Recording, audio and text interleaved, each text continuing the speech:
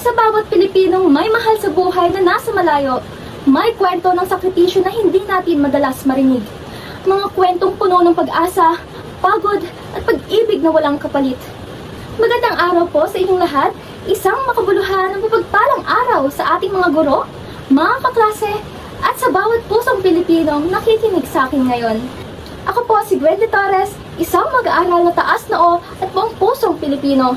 Naririto po ako ngayon hindi lamang upang magsalita, kundi upang iparinig ang tinag ng libo-libong puso. Mga pusong matagal nang nananabik, naghihintay at patuloy na nagsusumikap sa ngalan ng pamilya at pag-ibig. Sa bawat pamilya, may magulang na araw-araw nagtitiis sa pangungulila at may mga anak na lumaki sa tawag at video ko lamang ang yakap.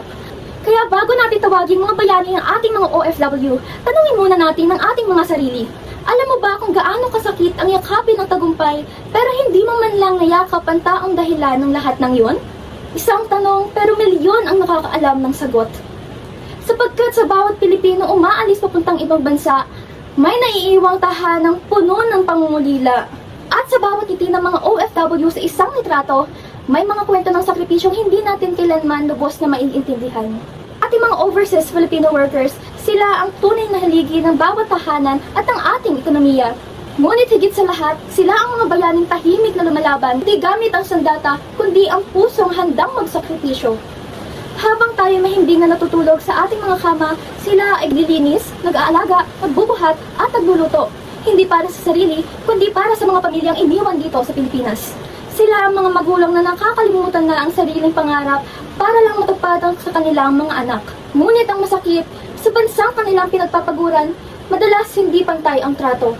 May ilan na minamaliit, sinasaktan, nilalapastangan at pag-uwi nila dito sa sariling bayan, madalas nakakalimutan. Hanggang kailan? Hanggang kailan natin ipipikit ang ating mga mata sa katotohanan ito? Hindi ba't nakakahiya na bagong bayani ang tawag natin sa kanila, ngunit ang kababayan nila ay bunga ng kakulangan ng oportunidad sa sarili nating bansa? Kung tunay nating mahal ang ating mga overseas Filipino workers, hindi lang basta palakpak at panangal ang dapat nating ibigay, kundi pagbabago. Pagbabago sa sistemang nagtutulak sa kanila na iwan ng sariling tahanan. Ang pagiging bayani ay hindi lamang nasusukat sa medalya o uniforme.